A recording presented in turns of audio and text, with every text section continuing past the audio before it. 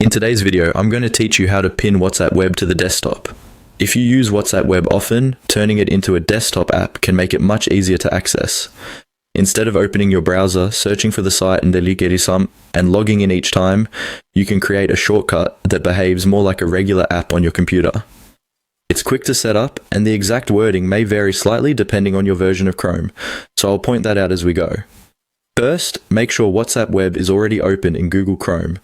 Once you're on the page, look to the top right corner of the browser window and click the three-dot menu. This opens Chrome's main options menu, where you'll find a few tools related to saving and managing the current page. From that menu, move your cursor to the option labelled Cast, Save and Share. When that submenu opens, look for Install Pages app. On some versions of Chrome, you may instead see Install WhatsApp. Either option is fine. They both do essentially the same thing, which is to create a separate app-style window for WhatsApp Web and make it easier to access from your desktop.